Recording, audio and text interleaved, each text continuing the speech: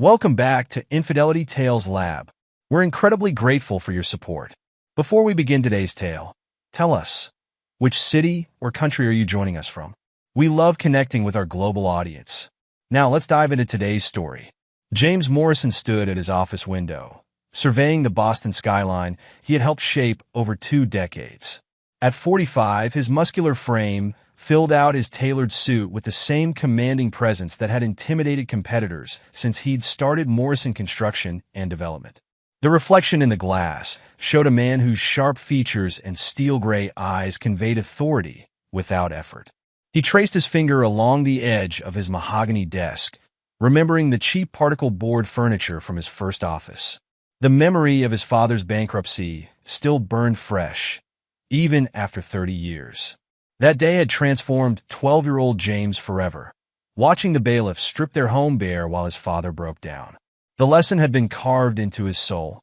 Never trust fate, never leave anything to chance, always have a plan. The Jenkins contract is ready for your signature, Mr. Morrison, Patricia Corden announced, entering his office with her characteristic precision.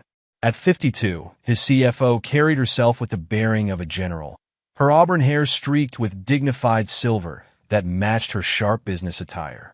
James turned, studying the document she placed before him. The contingency clauses? Triple-checked and ironclad, Patricia confirmed, her voice carrying the confidence of their 15-year partnership. Benjamin reviewed them personally. Benjamin Hawthorne, their corporate lawyer, had been another crucial piece in James's arsenal.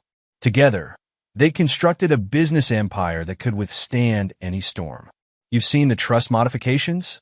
James asked, signing the contract with practiced efficiency. Patricia nodded. The new structure is brilliant. Even if someone managed to penetrate the primary accounts, the secondary and tertiary protections would activate automatically. She paused, adjusting her glasses. Though I have to ask, what prompted these additional safeguards? James's jaw tightened imperceptibly. Business is war, Patricia. You taught me that. And war requires preparation. She completed their long-standing mantra. But these specific protections, they're designed for something more personal than corporate raiders. James stood, walking to the wall, where architectural drawings of their latest projects hung like battle plans. When my father lost everything, it wasn't just bad luck or poor planning. His partner, his best friend, had been embezzling for years. The bankruptcy was just the finale. Patricia's eyes narrowed. You've never mentioned that before. Because the lesson matters more than the story, James replied, his voice carrying the weight of steel. Trust is earned, not given. And betrayal. He turned, fixing Patricia with a gaze that had made grown men flinch. Betrayal must be anticipated and crushed without mercy. The intercom buzzed, interrupting their conversation. Mr. Morrison, your wife is here. Victoria swept into the office moments later, her presence transforming the space with practiced ease. At 42, she carried herself with the grace of the artist she was, her dark hair and elegant features still as striking as when James had first met her at that charity gala 17 years ago. James, darling, she smiled, crossing the room to kiss his cheek. Patricia, how lovely to see you. Patricia nodded professionally, gathering the contracts. Mrs. Morrison, I'll have these filed immediately, James. As Patricia left, Victoria perched on the edge of James's desk. I thought we could have lunch. It's been ages since we've done that. James studied his wife, noting the subtle changes in her behavior over recent months. The increased interest in his business, the charitable endeavors aligned with Morrison Construction's projects, the casual questions about company structure. To others, it might have seemed like a wife taking more interest in her husband's work. To James, it was a deviation from pattern that demanded investigation. I have meetings all afternoon, he replied, watching her reaction carefully. But tell me about your morning. How was your session with Richard? Oh, you know how personal trainers are, Victoria laughed lightly. Richard pushes me harder every time, but the results are worth it, don't you think? James smiled, revealing nothing of his thoughts about Richard Maxwell, the trainer Victoria had hired 3 years ago at Equinox Fitness. The same time frame as their Harbor Heights development project. The same time frame as the subtle shifts in company probings that Benjamin had reported. Grace mentioned you missed her architectural competition, James said, maintaining his casual tone. Victoria's expression flickered briefly. The charity event couldn't be rescheduled. You know how these things are, darling. But I sent her my love. Of course, James nodded, remembering Grace's face when she realized her mother wouldn't be there to see her win first place. His 15-year-old daughter had inherited his strategic mind along with her mother's artistic talent, channeling both into architectural designs that already showed remarkable promise. The intercom buzzed again. Mr. Morrison, Detective Torres is here. Send him in, James called out, noting how Victoria's posture shifted slightly at the mention of his old friend. Michael Torres entered with the confident stride of a man who'd worked his way up from beat cop to head of Boston PD's financial crimes unit. His police suit was as crisp as James's business attire, though it covered a frame that still reflected their shared boxing sessions at the gym. James, Michael nodded, then turned to Victoria. Mrs. Morrison. Detective, Victoria smiled, standing gracefully. I'll leave you boys to your business. James, dinner at 7? James watched her leave, the subtle sway of her hips practiced to perfection. Once the door closed, Michael's expression turned serious. We need to talk, he said, dropping into one of the office chairs. About Victoria, James leaned back, his face unreadable. What have you found? Michael pulled out his phone, bringing up several photos. Your wife's new trainer? He doesn't exist, at least not as Richard Maxwell. My contacts in white collar ran his prints through the system. You're looking at Robert Maddox, a sophisticated confidence man with connections to at least 3 major fraud operations in the past decade. James absorbed the information without visible reaction, though his mind was already racing through contingencies. The charity events? Fronts, Michael confirmed. Some legitimate, some not. But they're all connected to a network of shell companies and art galleries. Your wife's friend Sophia Reeves? The gallery owner? She's Robert's sister, running a money laundering operation through art sales. James stood, moving to his private bar to pour 2 glasses of scotch.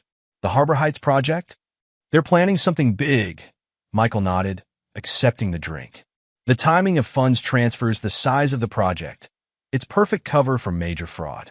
But James, he leaned forward, his voice dropping. Victoria's not just an innocent pawn in this. She's been actively involved from the beginning. James took a slow sip of his scotch, savoring the burn. Show me. Michael placed a USB drive on the desk. Financial records, surveillance photos, recorded conversations.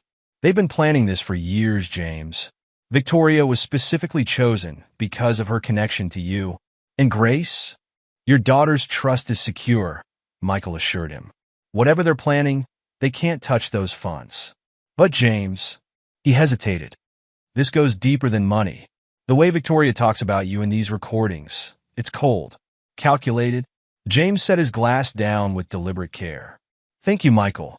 I'll need everything you can get me on their operation. Every detail, every connection.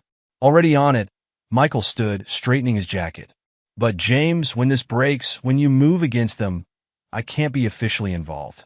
The department will never know your role, James finished. This is personal, and personal matters require a personal touch. After Michael left, James remained at his desk, reviewing the files with methodical precision.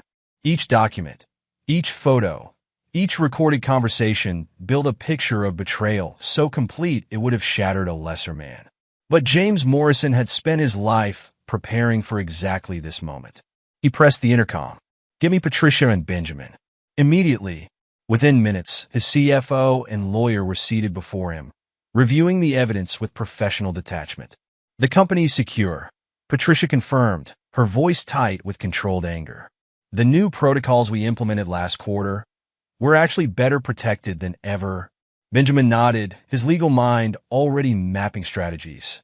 They've been probing our trust structures, but hitting walls at every turn. The documentation is buried so deep, even I need 3 separate keys to access it. What's our exposure? James asked, his voice eerily calm. Minimal, Patricia replied. The Harbor Heights project has triple authentication on all transfers. Even if they managed to divert funds, our holding accounts would flag and freeze any suspicious movements. And Victoria's personal access? Benjamin smiled thinly. Remember that refinancing paperwork she signed 3 years ago? The house, the cars, even her art studio, everything's in Grace's trust. Victoria's name isn't on any of it. James stood, walking to the window where Boston's financial district spread out before him like a battlefield. They'll move soon. The first major funds transfer for Harbor Heights is scheduled for next week. Your orders? Patricia asked, her tone making it clear she was ready for war. Let them think they're winning, James replied, his reflection in the glass showing a smile that would have terrified Victoria had she seen it. Let them think everything's going according to plan. And when they make their move... He turned, fixing his most trusted lieutenants with a gaze that held no mercy. We'll show them what happens to those who dare betray James Morrison. The sun was setting over Boston as Patricia and Benjamin left, casting James's office in deepening shadows. He remained at his desk, reviewing years of careful preparation that would soon prove their worth. On his computer screen, a photo of Victoria and Grace at last year's Christmas party seemed to mock him with its false happiness. Let them come, he thought, his fingers running over the USB drive Michael had left. Let them try their worst. They would learn, as his father's betrayer had learned, that some men are simply too dangerous to cross. The intercom buzzed one final time. Sir, your daughter's here. Grace entered, her young face bright with excitement, clutching architectural drawings that probably represented her latest design inspiration. James felt his expression soften, the only genuine warmth he'd shown all day. For her, he thought, watching her spread the drawings across his desk. For her, he would make sure the lesson was unforgettable. Those who would harm his family would learn that James Morrison didn't just defeat his enemies. He destroyed them. Robert Maddox, known to the world as Richard Maxwell, stood in the private training room of Equinox Fitness, watching Victoria Morrison complete her cool-down routine. 3 years of careful planning had led to this moment, and he couldn't help but admire the precision with which everything had fallen into place. Your form is perfect, he commented, maintaining his professional trainer persona despite the intimate nature of their relationship. James must appreciate the results of our sessions. Victoria's laugh held a note of contempt that would have shocked Boston's social circles. James barely notices. He's too busy fortifying his precious empire. She stretched languidly, her expensive workout gear highlighting the results of their training. Speaking of which, I have something you'll want to see. She retrieved her phone, pulling up documents she'd photographed in James's home office. The Harbor Heights project specifications. Every detail, including the transfer schedules. Robert took the phone, his practiced eye scanning the information while maintaining awareness of their surroundings. The gym's security cameras had been on a convenient loop for months, thanks to Dominic Walsh's technical expertise, but habit had kept him alive in this business. Impressive, he murmured, sending the photos through their secure channel to Dominic. And James suspects nothing? Please, Victoria scoffed, beginning her stretches. He's actually pleased that I'm taking an interest in his work. Men like James are all the same, so convinced of their own brilliance that they never see the knife until it's in their back. Robert studied her with professional appreciation. Victoria had proven to be more than just their access point to Morrison Construction. Her natural talent for deception, her ability to maintain her social facade while systematically betraying her husband. It was almost artistic. The charity gala tomorrow night, he said, helping her with her shoulder stretch, using the contact to maintain their chemistry. Everything's in place? Victoria's smile held genuine pleasure. Sophia's outdone herself. Half of Boston's elite will be there, laundering their money through overpriced art while pretending to care about underprivileged children. She lowered her voice, though they were alone. The fake Monet is already drawing attention. By the time anyone realizes it's worthless, we'll be long gone with the Harbor Heights money. Later that evening, Robert met with Dominic Walsh in their secure office, disguised as a tech startup in Cambridge. Dominic's workspace reflected his personality. Multiple screens displaying code, security feeds, and financial data, all carefully protected from outside observation. The Morrison financial structure is unlike anything I've seen, Dominic admitted, pulling up complex diagrams. Every time I think I've mapped their security, another layer appears. It's like they're expecting someone to try exactly what we're planning. Robert leaned over Dominic's shoulder, studying the displays. James Morrison's reputation isn't just for show. His father's bankruptcy taught him paranoia early. He pointed to one of the diagrams. Focus on the Harbor Heights transfer protocols. That's our window. Already on it, Dominic typed rapidly, bringing up new screens. Victoria's access codes get us through the first level. The timing has to be perfect. The moment the legitimate transfers begin, our system diverts a percentage through the shell companies. Small enough to avoid immediate detection. Large enough to make it worth the risk. How much? 12 million minimum, Dominic grinned. By the time anyone realizes, the money will have bounced through so many accounts it'll be impossible to trace. Robert's phone buzzed Victoria, sending her daily update. The message made him smile. James is working late again.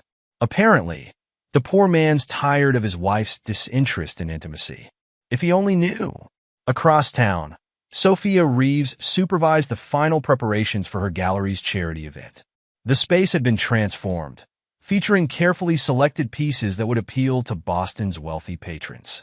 The star attraction, the recently discovered Monet, held pride of place. The provenance documents are perfect, she told Robert when he arrived for a final inspection. Even the experts are convinced. By the time they discover otherwise, the money will be clean and the painting will have, unfortunately, been damaged in transit to its new owner. Robert studied the painting with genuine appreciation. You've outdone yourself, sis. How many pieces are we moving tomorrow night? 6, Sophia smiled, adjusting her designer glasses. All authenticated masterpieces. All sold to carefully selected buyers who don't ask too many questions about where their money goes after the sale. And Victoria's role? The devoted wife, helping her husband's company support the arts, Sophia laughed. She's actually quite good at it. Sometimes I almost believe her myself. The next evening, Victoria stood beside James at the charity gala, playing her role to perfection. Her black evening gown drew admiring glances, while her attentive manner toward her husband inspired envy among the social circles she secretly despised. The Monet is extraordinary, she commented to James, leading him toward the painting. Sophia was so fortunate to acquire it. The authentication papers are impeccable. James studied the artwork with practiced interest, though his mind was clearly elsewhere. The company's donation will make a significant impact on the children's fund, he replied diplomatically. Victoria suppressed her irritation at his disinterest in art, reminding herself that soon it wouldn't matter. She caught Robert's eye across the room, where he maintained his trainer persona while mingling with other fitness-conscious socialites. I need to speak with the caterers. She excused herself, squeezing James's arm affectionately. The salmon puffs are disappearing too quickly. Instead, she found her way to a private corner where Robert waited. The brief encounter looked innocent to observers, a client consulting her trainer about exercise routines. The words they exchanged were anything but innocent. Everything's set, Robert murmured. Dominic's programs are in place. The moment the Harbor Heights transfers begin next week, our system activates. Victoria felt a thrill of anticipation. James signed the final authorizations today. He's focused on some new security protocols Patricia's implementing. They actually think they're protecting themselves. Any problems with Grace? Victoria's expression hardened slightly. My daughter's too busy with her architectural dreams to notice anything. James has her convinced she's the next Frank Lloyd Wright. And you're sure about this? Robert asked, studying her carefully. Once we move, there's no going back. Your life here, your relationship with Grace. I've been playing the devoted wife and mother for 17 years, Victoria interrupted, her voice cold. Grace chose her side the moment she decided to become James's protege instead of following my artistic path. As for James, she smiled, an expression that would have chilled her husband had he seen it. He's about to learn that not everything can be controlled, no matter how many contingency plans you make. They separated smoothly, returning to their respective roles. Victoria rejoined James, who was deep in conversation with some city officials about zoning regulations. She touched his arm possessively, maintaining their public image of marital harmony. Soon, she thought, watching him command the room with his usual authority. Soon you'll understand what it feels like to lose everything you've built. The thought gave her more pleasure than any of their years together had provided. The warning signs were there, though James Morrison's growing suspicions remained hidden behind his impassive exterior. The monthly poker game with Michael Torres provided a secure setting for sharing concerns, their friendship of 30 years allowing for candid conversation. "People don't change without reason," Michael commented, studying his cards while really watching James's reaction. Victoria's sudden interest in the business, these charity events she's organizing with Morrison Construction's backing. It's a pattern I've seen before. James raised the bet, his poker face revealing nothing. "Patterns interest you, detective?" "3 construction companies in the past 5 years," Michael continued, matching the raise. "All hit during major development projects. The method's sophisticated. By the time anyone realizes what's happened, the money's gone through so many channels it's practically untraceable." "And Victoria's art gallery connections?" Michael's expression tightened. "Sophia Reeves has appeared on our radar before. Nothing concrete, but there's a pattern of high-value art sales followed by questions about authentication. Perfect way to launder money, if someone were so inclined." Their chips clicked against the felt as they played, the conversation appearing casual to anyone watching. But both men knew the stakes were far higher than their poker pot. Grace's architectural competition was last week, James mentioned, dealing the next hand. Victoria missed it, claimed a charity event took priority. Michael's eyebrows rose slightly. "The same event where that Monet sold for $8 million? The timing was interesting," James agreed, his tone neutral despite the anger simmering beneath. Grace won first place. Victoria sent flowers the next day. The detective gathered his chips after winning the hand. "How did Grace take it?" "My daughter's stronger than people realize," James replied, his pride evident. "But she spent that evening in my office, working on new designs." Said the studio she used to share with Victoria felt empty. Later that week, James watched Grace work at her drafting table, set up in the corner of his home office. Her natural talent had evolved into serious skill under professional tutoring, her designs showing a sophistication that belied her 15 years. "Mom's acting weird," Grace commented without looking up from her work. "She barely looks at my drawings anymore. Last year she couldn't wait to see them." James moved to study the design she was perfecting. "Tell me about this one."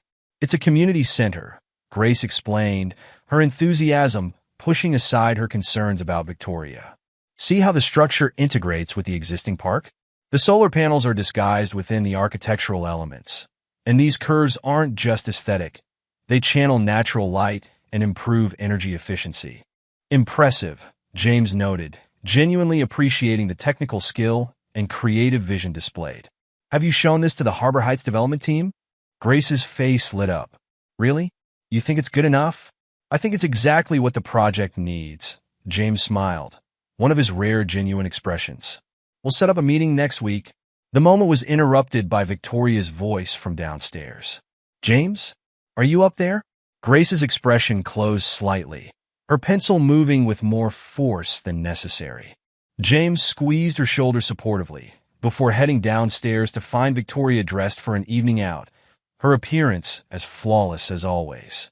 "Going somewhere?" he asked, noting details that others might miss. The particular perfume she wore only for special occasions, the subtle makeup that spoke of careful preparation. "Sophia's hosting a private showing," Victoria replied, checking her reflection. "Some potential buyers are interested in that new contemporary piece." James maintained his neutral expression. "The one with questionable provenance?" Victoria's pause was barely noticeable. "All the documentation is in order." "Really, James? Not everything needs your level of scrutiny." "Grace won first place in her competition," he said, watching her carefully. "The flowers were a nice touch." "Of course she did," Victoria smiled, though the expression didn't reach her eyes. "She's so like you, always planning, always building. Sometimes I hardly recognize my artistic little girl anymore." The words carried a subtle bite that James filed away with all the other evidence he'd been gathering. "Will you be late?" "Don't wait up," Victoria called over her shoulder, already heading for the door. "I might meet some friends after the showing. You know how these art world gatherings can go." James watched her leave, noting the spring in her step that spoke of anticipation rather than simple social pleasure.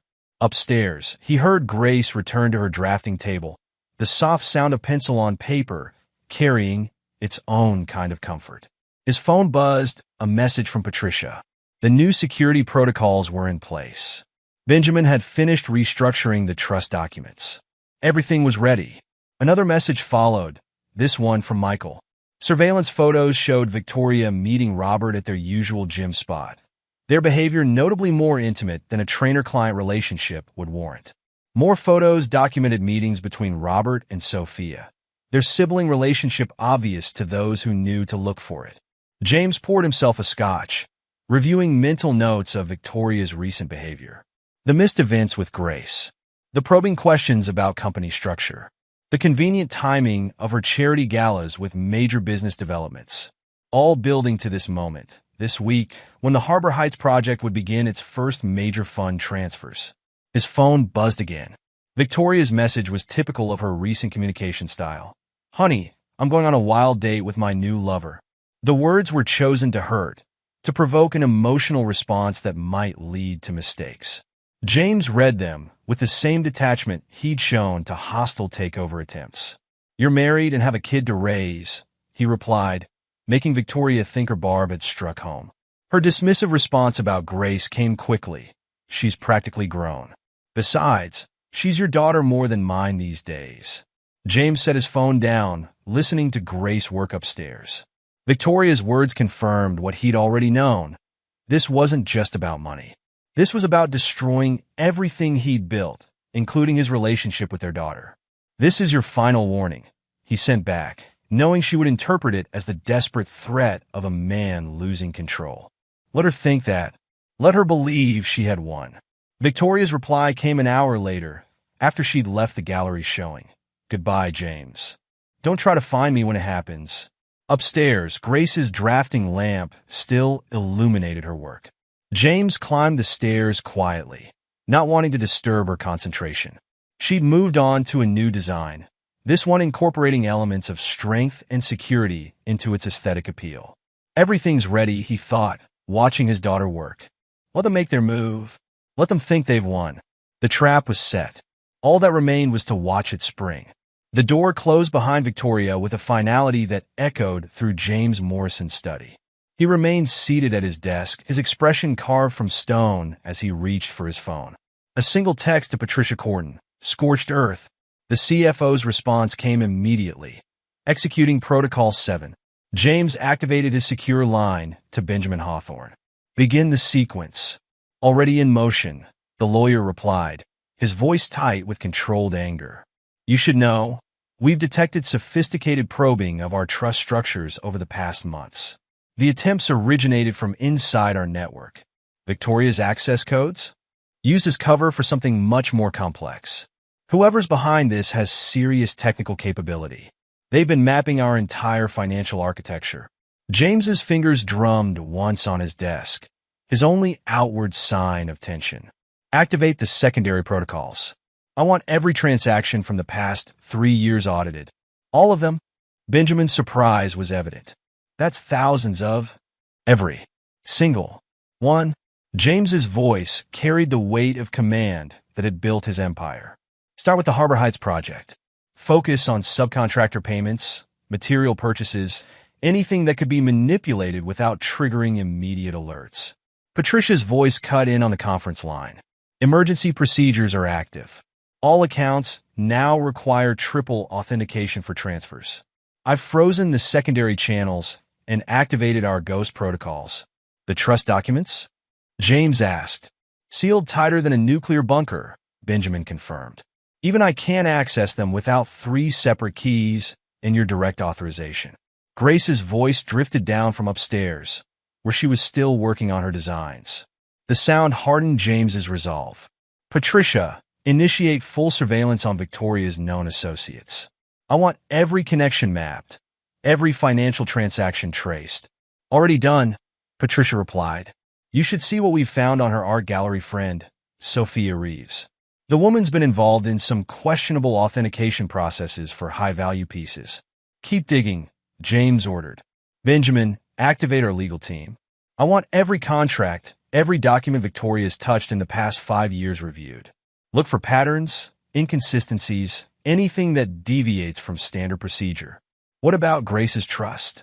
Benjamin asked. Untouchable, James stated flatly. I want confirmation that all properties, including the house, are secured under her protection with Patricia as trustee.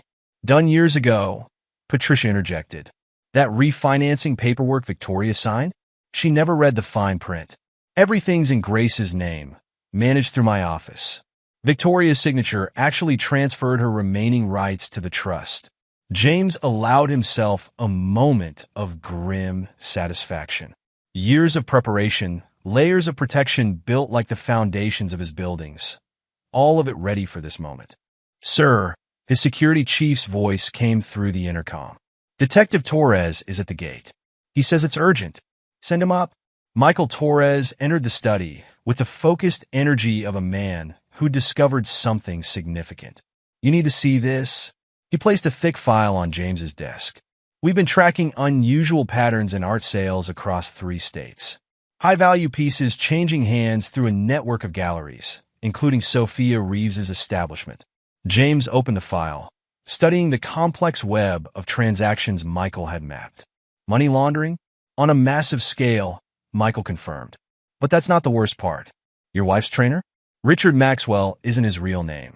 My contacts in white-collar crimes ran his prints. You're dealing with Robert Maddox, a sophisticated confidence man linked to major fraud operations across the country. The revelation didn't surprise James as much as it should have. In retrospect, the signs had been there. Victoria's sudden interest in his business, the convenient timing of Richard's appearance with the Harbor Heights project, the subtle probing of company defenses. How long have they been watching us? James asked, though he suspected the answer. At least 6 months before Victoria hired him, Michael replied.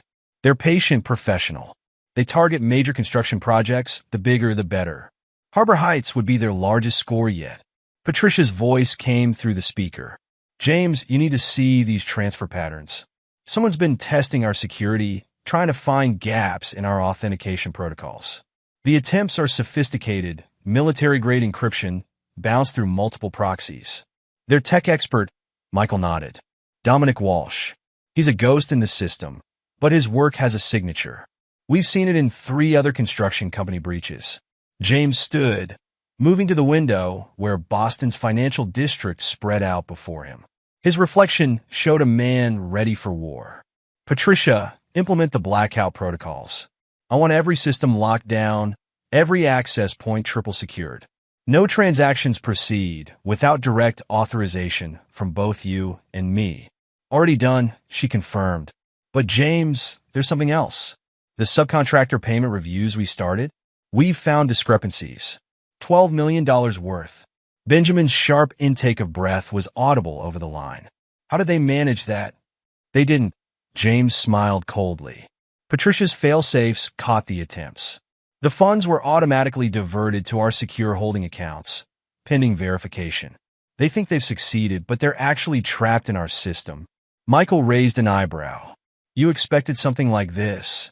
I've expected betrayal every day since I watched my father's business partner destroy him, James replied, his voice carrying decades of learned vigilance. Victoria isn't just a socialite who fell for a con man. She's an active participant, chosen specifically because of her connection to me. The detective nodded slowly. The art gallery connections, the charity events, the gradual infiltration of your business circle, it's all been carefully orchestrated. They probably spent months profiling you before making their move. Let them think they've succeeded, James commanded. Patricia, maintain normal system responses. Make them believe their transfers are proceeding according to plan. Benjamin, prepare the documentation for full asset recovery. Michael, he turned to his old friend. I want everything you can get me on their operation. Every connection, every alias, every front company. What about Grace? Patricia asked softly. James's expression hardened further. My daughter is protected. Victoria's attempts to access any family assets will hit walls she doesn't even know exist. The house, the cars, even her precious art studio, everything's locked in Grace's trust. She'll run, Michael predicted. Once they think they've secured the funds, they'll disappear. Probably have new identities already prepared. Let them try. James's voice carried absolute certainty. They think they're dealing with a successful businessman who's grown soft with wealth. They're about to learn what it means to betray James Morrison. The next hour was spent in detailed planning. Patricia initiated deep audits of every company's system. Benjamin began preparing legal documents that would spring shut like steel traps when the time came. Michael coordinated with his contacts in financial crimes, building the groundwork for what would become a federal investigation.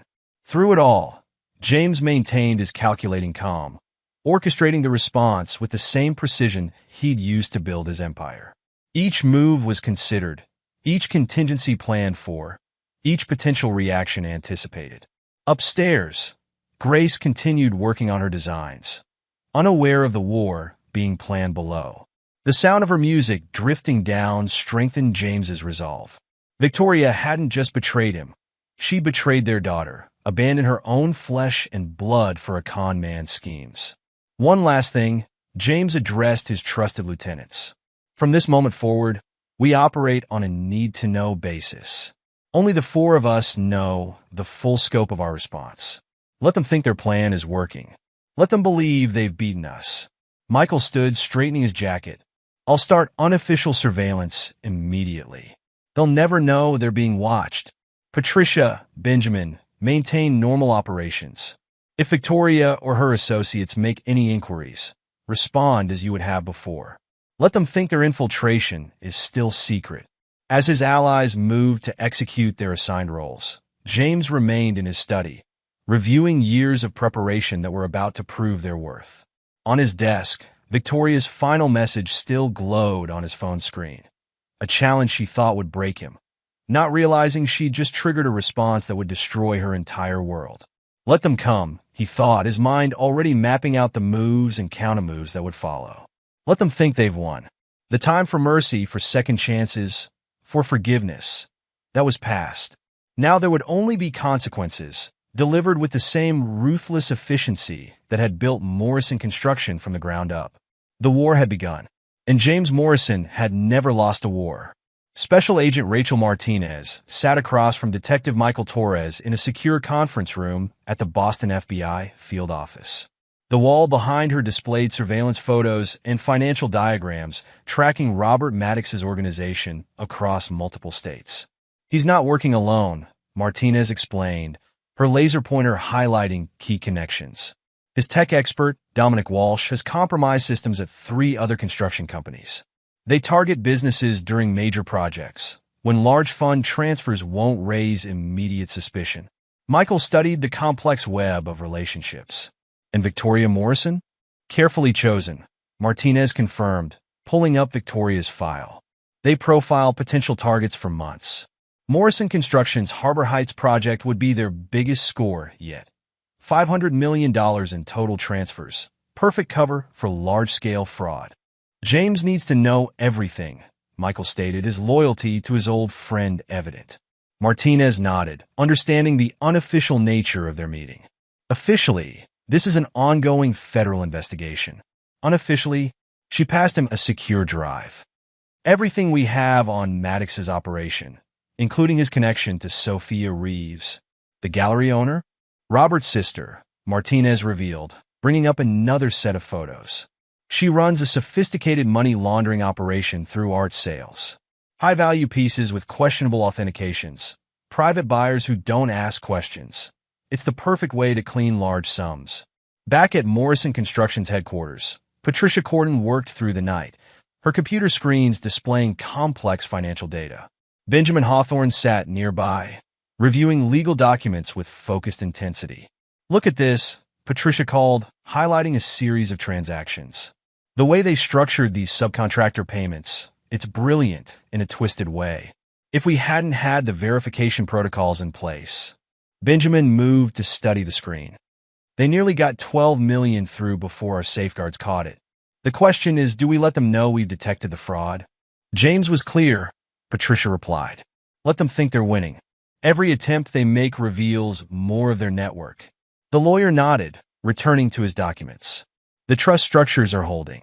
Victoria's attempts to access company assets keep hitting walls she didn't even know existed. The look on her face when she realizes all those refinancing documents she signed actually transferred everything to Grace's trust. Speaking of Grace, Patricia glanced at her watch. James is meeting with her now. She needs to understand enough to be protected, without knowing the full scope of her mother's betrayal. In James's office, Grace sat across from her father, her young face serious as she absorbed his carefully worded explanation. The company's going through some security updates, James explained, watching his daughter's reactions. I need you to be extra careful with any documents or information you have access to. No sharing designs or project details with anyone, including your mother. Grace's architectural sketches lay between them on the desk, her talent evident in every line. Is that why Mom's been asking about my Harbor Heights designs? James felt a surge of pride at his daughter's perceptiveness. You've noticed changes in her behavior? She's different, Grace admitted, her fingers tracing the edge of her drawings. The questions she asks, the way she looks at my work, it's like she's searching for something specific. In the art studio, she hesitated. She hasn't set foot in there for weeks. Trust your instincts, James advised, his voice gentle despite the rage he felt toward Victoria's manipulation. You have good judgment, Grace. Use it. Meanwhile, across town, Robert Maddox met with Dominic Walsh in their secure office. The tech expert's frustration was evident as he gestured at his screens. Something's wrong, Dominic insisted, pointing to lines of code. The transfers are going through, but there's a pattern I can't quite grasp. It's like the money's there, but not there. Robert leaned over the displays, his confidence showing the first hints of strain. Explain? The system accepts our commands. The transfers appear to process, but Dominic pulled up more data. There's an echo in the verification protocols. Something buried so deep I almost missed it. Can they trace it back to us? That's just it, Dominic frowned. The coding is extraordinary. Multiple layers of security, fail-safes I've never seen before. It's like the whole system was designed to... He stopped, realization dawning. Designed to what? Robert demanded. Designed to catch exactly what we're trying to do, Dominic whispered. James Morrison, he's not just some rich developer. He built his entire company like a fortress. Robert's phone buzzed, Victoria, messaging from another charity event. James suspects nothing, she reported. He's too focused on the Harbor Heights project to see what's happening. If she had seen her husband at that moment, directing his forces with military precision, she might have reconsidered her assessment. In his office, James coordinated with his team via secure channels. The FBI connection is unofficial, Michael reported. But Martinez is building a federal case. She's been tracking Maddox's operation for years. Sophia's gallery? James inquired. Central to their money laundering, Michael confirmed. High-value art sales, all with just enough documentation to appear legitimate. They've done this before, James. Multiple times. Patricia's voice joined the conference. The holding accounts are working perfectly. Every dollar they think they're stealing is actually trapped in our system, tagged and traced. The evidence trail is irrefutable. Benjamin, all legal preparations are complete, the lawyer reported. The moment we move, every asset will be frozen. Victoria's attempt to access company funds will trigger automatic lockdowns she doesn't even know exist. James absorbed the information, his mind calculating moves and countermoves. Maintain surveillance. Let them think their plan is proceeding. Every attempt they make adds to the evidence against them. Later that evening, Victoria returned home to find James in his study, apparently absorbed in Harbor Heights project documents. Her practiced smile revealed nothing of her true intentions. Working late again? She asked, her tone perfectly calibrated to seem caring.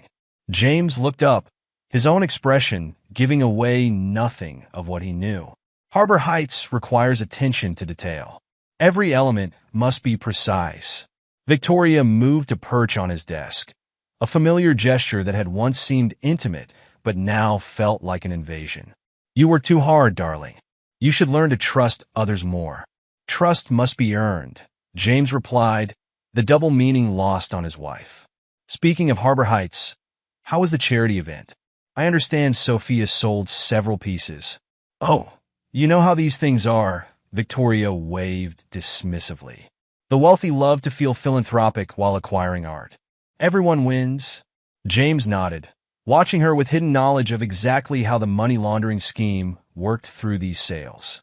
And Richard? Still pushing you hard in training. He's very dedicated, Victoria smiled, missing the predatory gleam in her husband's eyes. In fact, I have a session early tomorrow. Don't wait up. After she left, James received another update from Patricia. The charity event sales have been traced. 5 pieces sold, all with inflated values and questionable authentications. The money's being routed through shell companies connected to Maddox's previous operations. Let them proceed, James commanded. Every transaction strengthens our case. In their secure office, Dominic worked frantically to understand the anomalies he detected. The system's like nothing I've seen before, he reported to Robert. Multiple layers of security, each one more sophisticated than the last. It's like trying to break into a digital fortress. Keep trying, Robert ordered, his own confidence showing cracks. We're too close to back out now. But James Morrison's preparations were proving more formidable than they'd anticipated.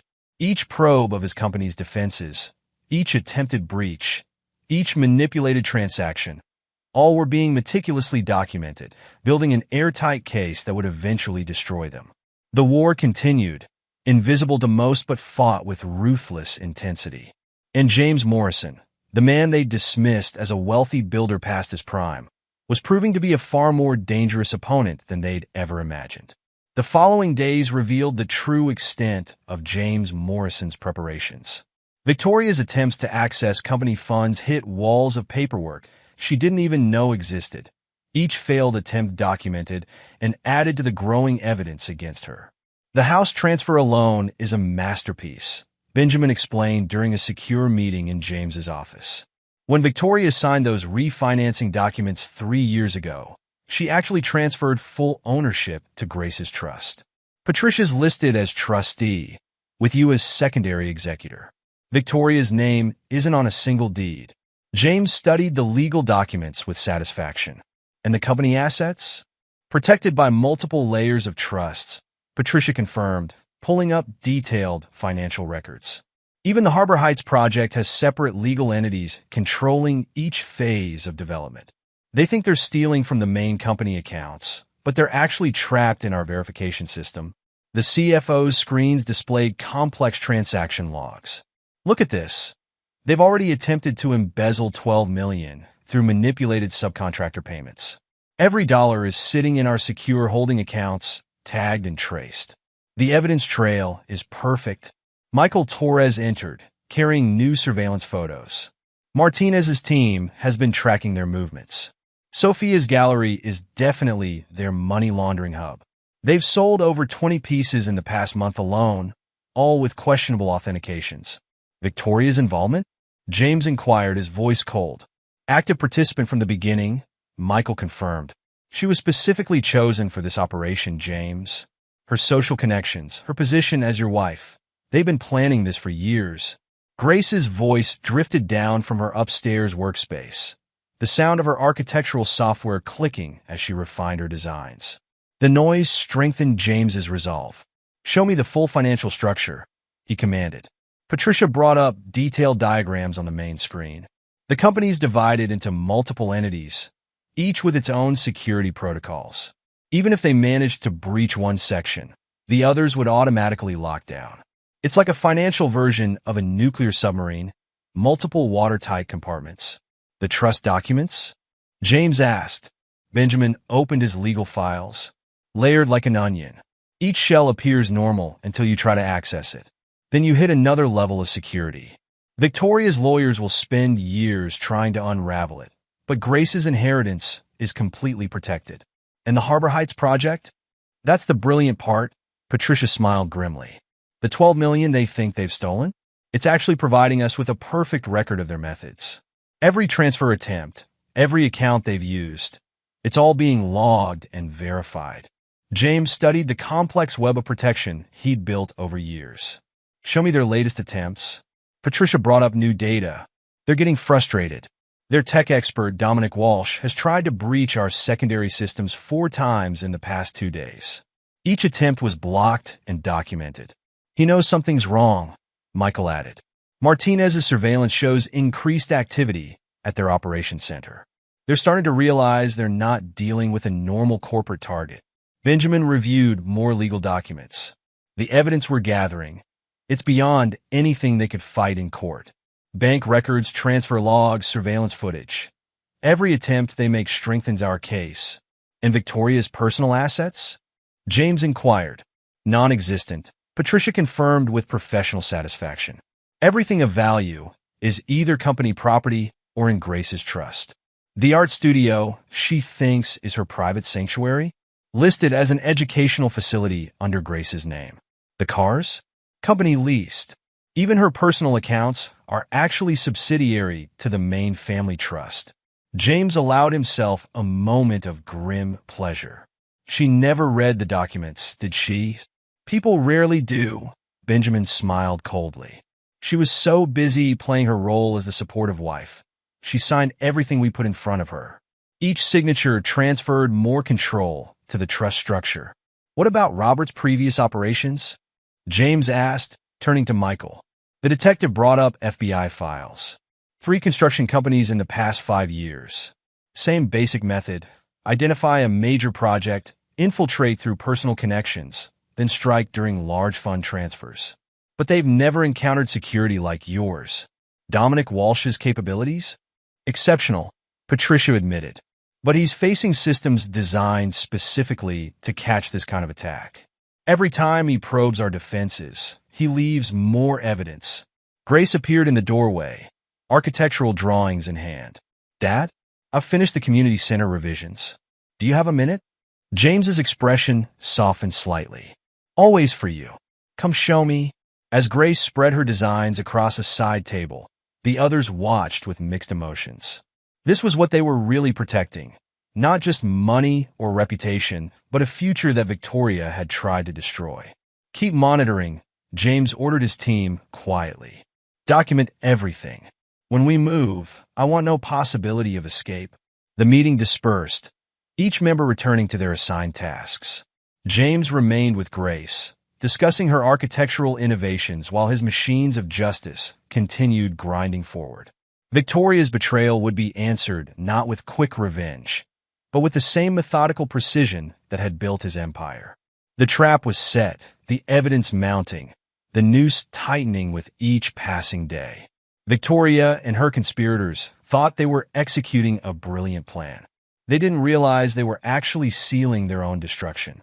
James Morrison's hidden blade was not a single weapon, but an entire arsenal of legal, financial, and strategic preparations. When it finally struck, there would be no escape, no mercy, and no forgiveness. Special Agent Rachel Martinez studied the monitors in the FBI's Mobile Command Center, tracking multiple surveillance feeds of Victoria Morrison's activities. Each screen displayed a different aspect of the operation they'd spent months building. Target is moving, her lead agent reported. She's entering Sophia Reeves's gallery for the private showing. Martinez nodded. Her attention focused on the larger operation. Status on Walsh? Still at his workspace. He's been trying to access the diverted funds for 6 hours straight. In his secure office at Morrison Construction, James Morrison watched similar feeds alongside Patricia Corton. His CFO systems tracked every digital attempt Walsh made to breach their security. He's getting desperate, Patricia noted, pointing to the attack patterns. Look at these attempts. He's abandoned subtlety completely.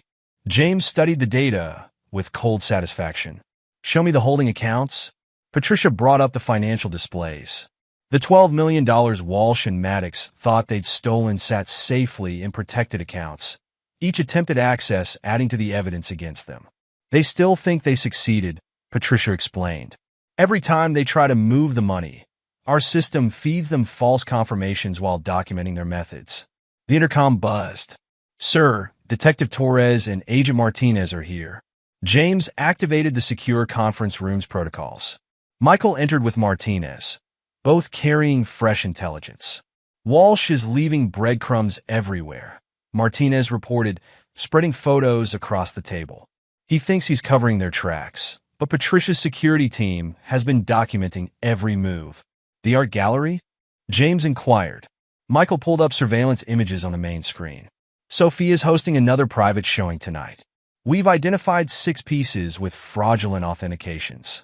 The buyers are all connected to previous money laundering operations." "Victoria's role?" "She's been essential to their operation," Martinez confirmed. "Her social connections gave them access to wealthy marks. The charity events provided cover for large transactions. But the gallery..." She paused, bringing up financial records. "That's where it gets interesting." James leaned forward. "Show me." "Sophia Reeves has been running this scheme for decades," Martinez explained. "Forged artwork, inflated values, questionable authentications, all feeding into a sophisticated money laundering operation. The evidence stretches back 20 years. Patricia's computer chimed with an alert. "Walsh is making another attempt. He's trying to access the Harbor Heights project accounts directly now." They watched as Walsh's increasingly desperate attempts bounced off their security protocols. Each failed access revealed more of his methods, his digital signature becoming clearer with every try. "He knows something's wrong," Patricia observed. "The funds aren't where they should be. He can see the transfers completed, but he can't actually access the money." "Let him keep trying," James commanded. "Every attempt strengthens our case." Martinez nodded approvingly. "We've been tracking their operation for years, but they've never left such a clear evidence trail before. Your security systems are proving more effective than any trap we could have set."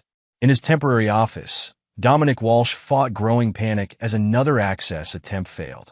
The screens around him displayed complex code structures he couldn't fully penetrate. "Something's wrong," he reported to Robert Maddox via their secure line. "The money's there, I can see it, but every time I try to move it..." He gestured helplessly at his displays. "It's like trying to grab smoke."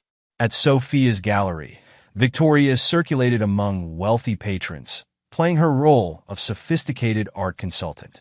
She didn't notice the undercover FBI agents posing as buyers, documenting every transaction, every conversation.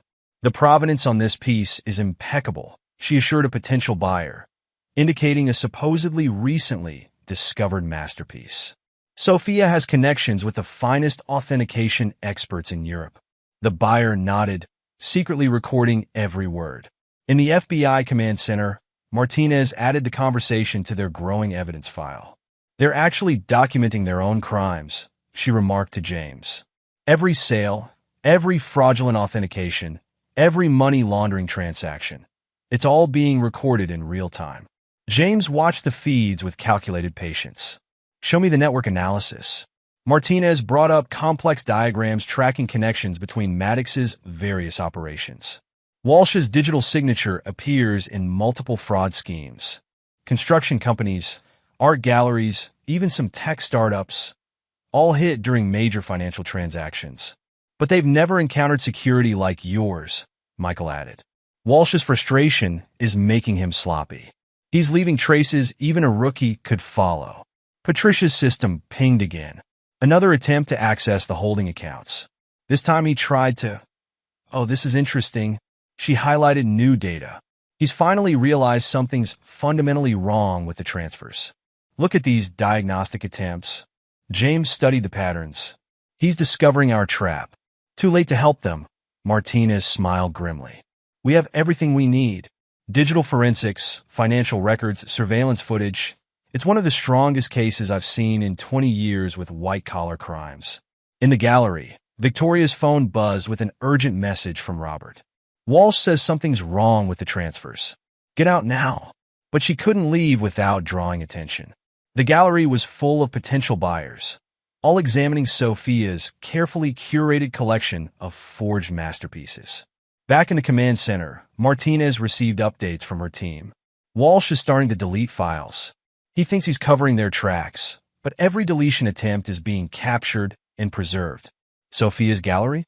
James inquired. Our agents have documented over 50 fraudulent sales in the past year alone, Martinez confirmed. The evidence goes back decades. False provenances, forged authentications, laundered payments through shell companies. It's a complete picture of organized crime in the art world. Patricia's screens lit up with new alerts. Walsh is making his move. Mass deletion attempts across their entire network. Let him try, James commanded. Every file he deletes is already preserved in our secure servers. They watched as Walsh frantically attempted to erase evidence of their operation, unaware that each action only strengthened the case against them. The trap had sprung perfectly, turning their own expertise against them. Sir, Patricia called out, Victoria just tried to access her private accounts. James nodded, unsurprised. Show me. The screens displayed Victoria's growing panic as she discovered every account frozen, every asset locked down, every escape route closed. The walls of James Morrison's financial fortress were proving impenetrable. It's time, Martinez announced, checking her tactical displays. Teams are in position across 3 states. On your word, Mr. Morrison. James studied the monitors, showing his wife's increasingly desperate attempts to contact Robert, Walsh's futile efforts to delete evidence, and Sophia's continued sales of forged artwork. Everything was documented, everything preserved, everything ready for the final stroke. Execute, he commanded, his voice carrying the weight of absolute authority. Martinez spoke into her secure line. All teams, Operation Artemis is go. Move in. The FBI takedown unfolded with military precision across 3 states. In his Cambridge office, Dominic Walsh's frantic deletion attempts were interrupted by the tactical team's entry. He barely had time to reach for his dead man's switch before agents secured his hands behind his back. Target 1 in custody, the team leader reported.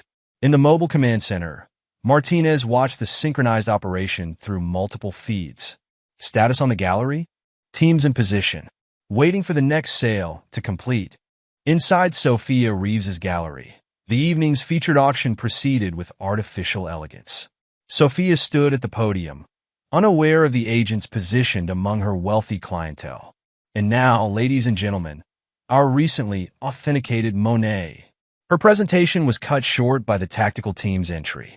FBI, everyone remain where you are.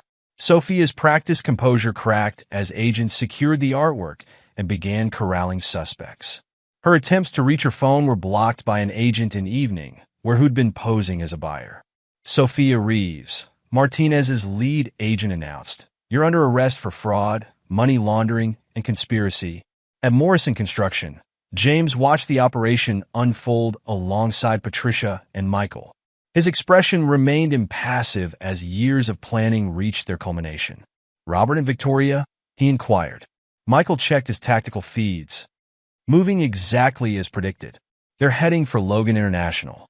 3 cars, all tracked. James studied the airport surveillance. Robert had indeed arranged a private plane, ready for immediate departure. Victoria sat in the passenger seat of their lead vehicle, her usual poise replaced by barely controlled panic. Their flight plan? Patricia asked.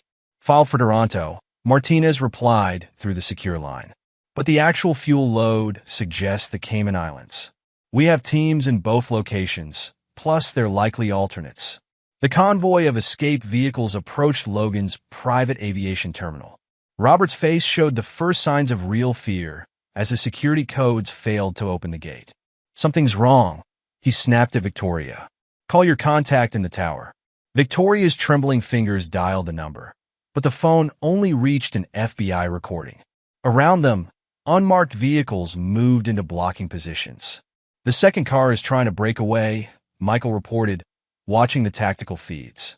Let the chase unit handle it, Martinez commanded. Main team, maintain position on the primary targets. Robert finally noticed the closing trap. His attempt to reverse was blocked by police vehicles appearing from hidden positions. FBI teams emerged from the surrounding buildings, weapons ready. Robert Maddox, the tactical commander's voice boomed through speakers. The building is surrounded. Exit the vehicle with your hands visible. In the command center, James watched his wife's face contort with the realization that every escape route was closed. Years of carefully maintained deception crumbled in moments. Victoria's desperate call came hours later from her holding cell. James let it ring through to voicemail, listening with cold satisfaction as she cycled through tears, rage, and bargaining. "James, please." Her voice cracked with desperation. "You don't understand. I was manipulated, used. I never meant to hurt you or Grace. Just talk to me, please." Patricia, reviewing the arrest reports, looked up at the sound. "She actually thinks she can talk her way out of this?" "She's always believed in her power to manipulate," James replied, his voice devoid of emotion. "Play the surveillance audio."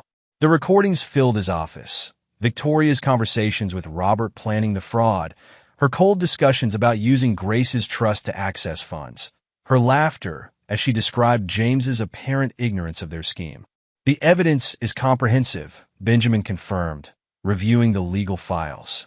Financial records, surveillance footage, digital communications. She was an active participant from the beginning. Michael entered with fresh intelligence. "Walsh is already offering to turn state's evidence. He's realizing exactly how much documentation we have." "And Sophia?"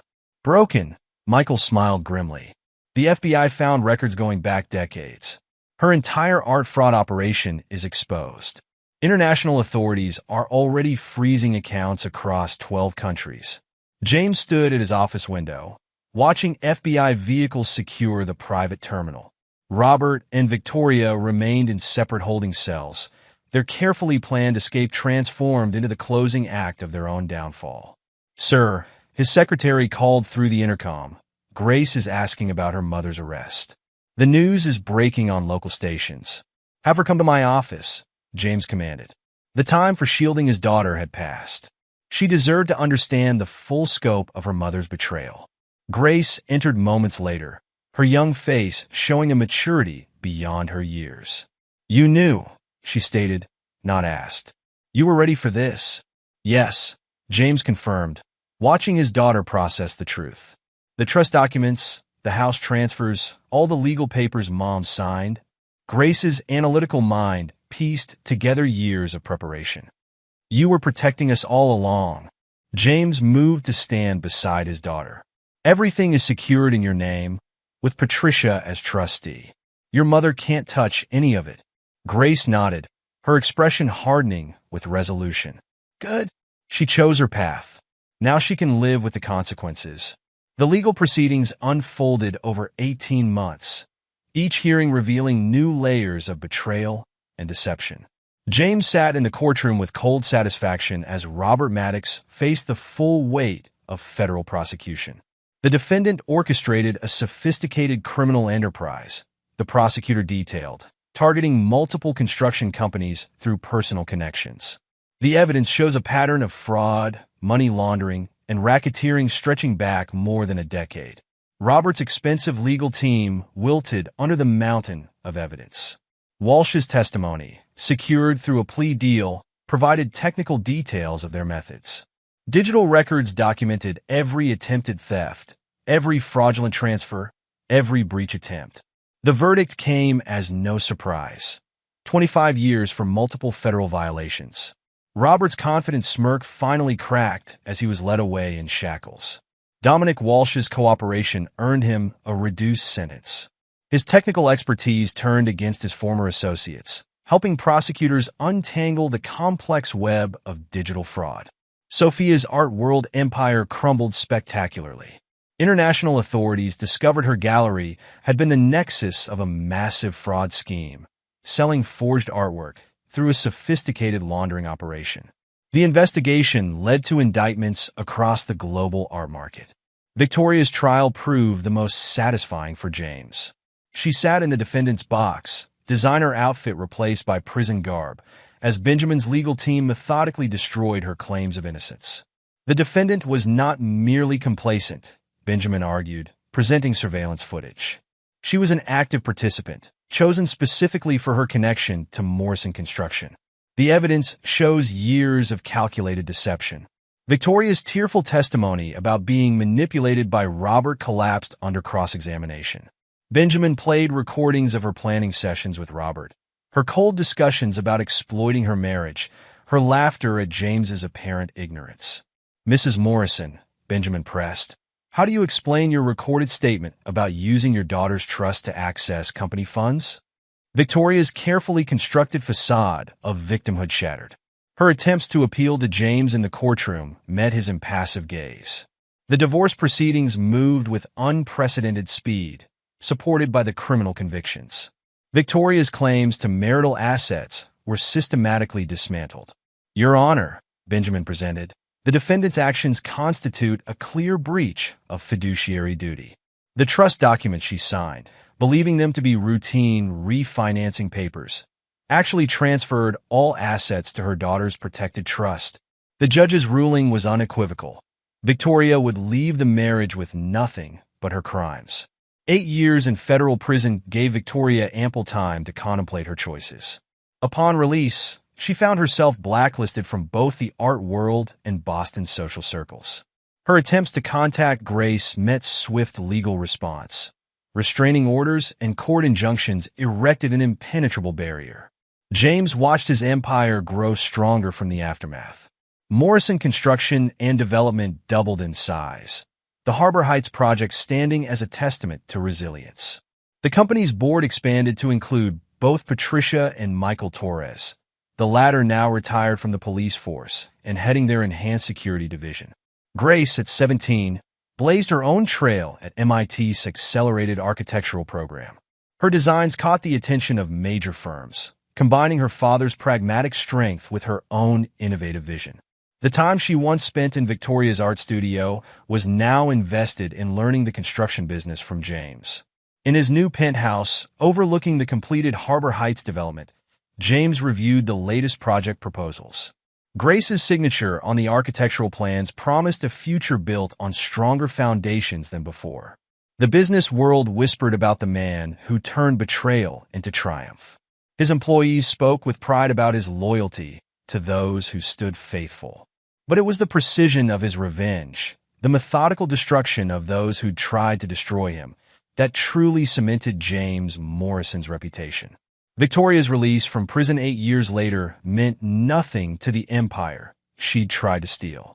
Her attempts to rebuild her life met the same steel walls as her earlier schemes. The art world shunned her, social circles closed ranks, and her desperate letters to Grace returned unopened. From his office window, James could see the Boston skyline his company had helped shape. Each building stood as a monument to preparation, to the understanding that trust must be earned and betrayal must have consequences. The architectural plans on his desk, bearing Grace's distinctive style, promised new additions to that legacy. The war was over. James Morrison had not only defended his empire, he'd expanded it. The price of betrayal had been paid in full, measured in years of incarceration and permanent exile from the world Victoria had tried to manipulate. In the end, it wasn't the revenge that defined him, but the precision with which he'd protected his life's work. The business world learned a valuable lesson. James Morrison didn't just defeat his enemies. He erased them. Long epilogue. 5 years after Victoria's release from federal prison, James Morrison stood in his expanded office atop the Morrison Tower, the newest addition to Boston's skyline. At 55, his presence commanded even more authority than before, success and vindication having only strengthened his natural power. "The Tokyo contract is ready for your signature," Patricia Corden announced, entering with her characteristic precision. Now executive vice president of Morrison Construction and Development, she'd helped double the company's international presence. "Grace's design modifications?" James inquired, reviewing the documents. "Incorporated and enhanced," Patricia confirmed. The Japanese investors were particularly impressed by her integration of traditional elements with modern security features. At 25, Grace Morrison had emerged as one of architecture's rising stars. Her signature style, combining innovative design with impenetrable security, reflected lessons learned from both parents, though she'd long since rejected one of those influences. "Speaking of Grace," Patricia continued, "the restraining order violation report just came in." James looked up sharply. "Victoria?" attempted to approach Grace at the MIT guest lecture series. Security intercepted her before she got within 50 feet. Michael's team handled it quietly. Michael Torres, retired from the police force and now Morrison Construction's global security director, had built an organization that made federal protection look amateur. His systems had tracked Victoria's every attempt to rebuild her life since release. "Show me the report," James commanded. Patricia brought up the details on her tablet. Victoria's latest attempt to contact Grace had been as pathetic as her previous ones. Once elegant designer clothes replaced by off-rack desperation, her attempt to blend in with the university crowd had fooled no one.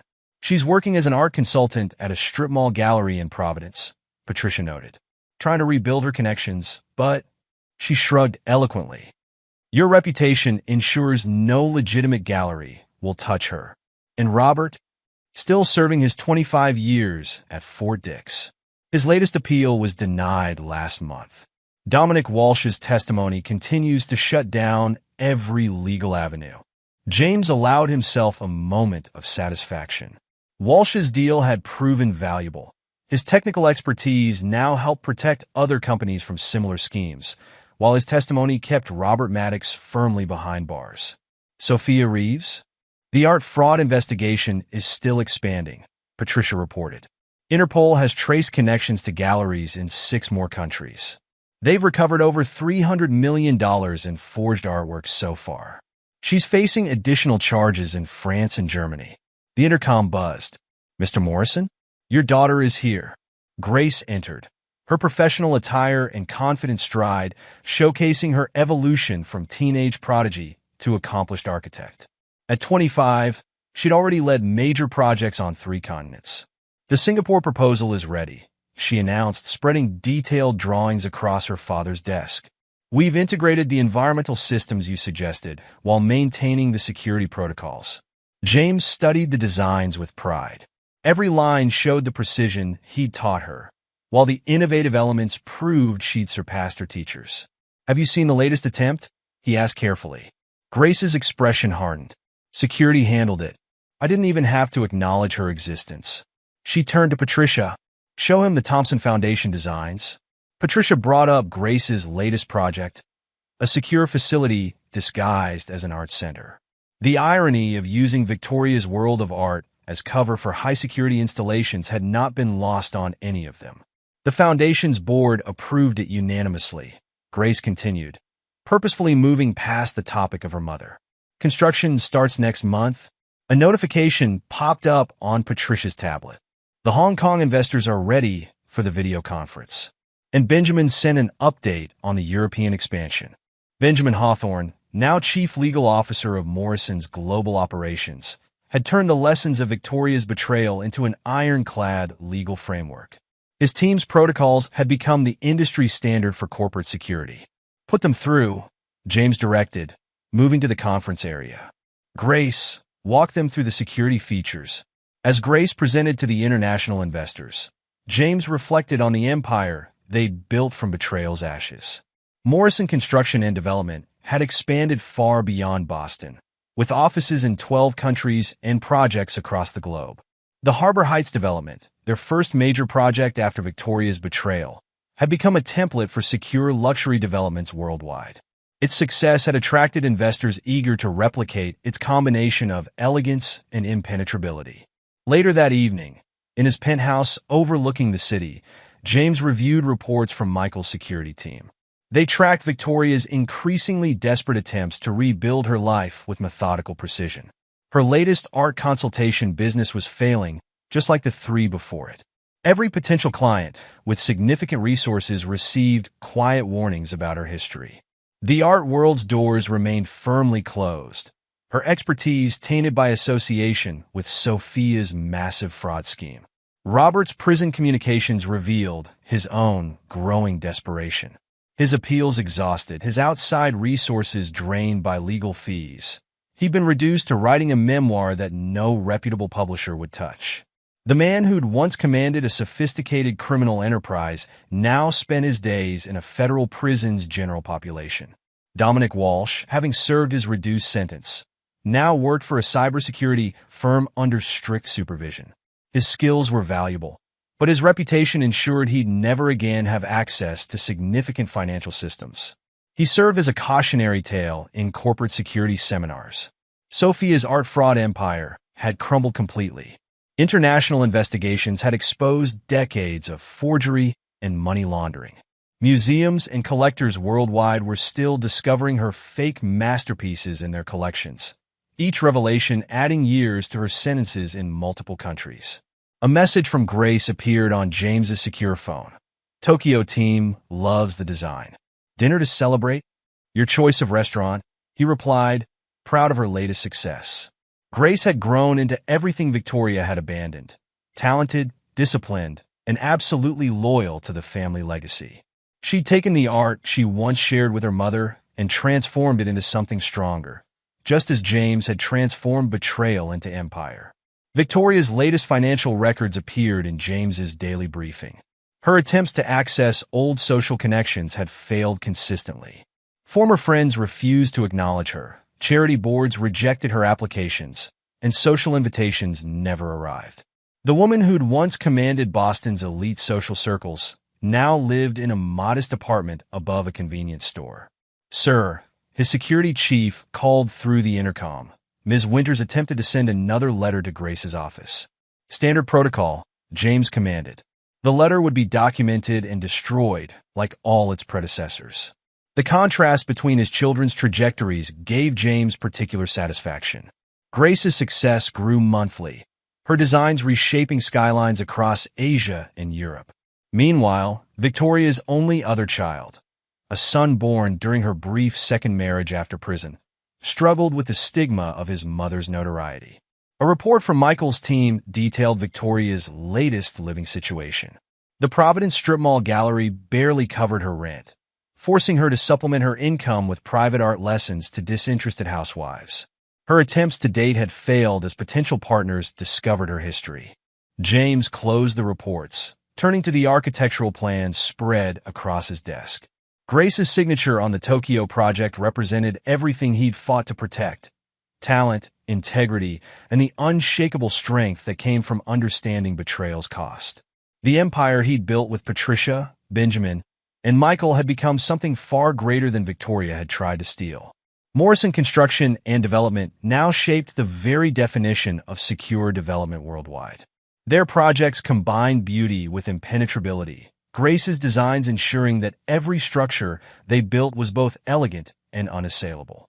From his penthouse view, James could see the lights of his buildings defining Boston's skyline. Each one represented a victory over those who'd tried to destroy him. Each success another reminder that betrayal carried consequences that echoed through generations. Victoria's betrayal had tested his empire's foundations and found them unshakable. In trying to destroy him, she'd only proved the wisdom of his preparations, the loyalty of his allies, and the strength of the legacy he'd built. Grace's dinner invitation reminded him of where true victory lay, not in Victoria's destruction, but in the stronger future built from her betrayal's ashes. His daughter had taken the artistic talent she'd inherited from her mother and forged it into something Victoria could never taint. The James Morrison of today commanded more than just a construction empire. He'd become a living legend in business circles, his story a cautionary tale about the price of betrayal and the value of preparation. Those who'd stood with him, Patricia, Benjamin, Michael, and Grace, had risen with his success, their loyalty rewarded with power and position. And somewhere in Providence, in a cramped apartment above a convenience store, Victoria Winters lived with the consequences of her choices. No second chances, no redemption, no forgiveness. Just the hollow echo of opportunities destroyed and a daughter's love forfeit. The empire hadn't just survived, it had transcended. And in the end, that was James Morrison's true revenge. Building something so magnificent from betrayal's ruins that even his enemies had to acknowledge its glory. Grace's success,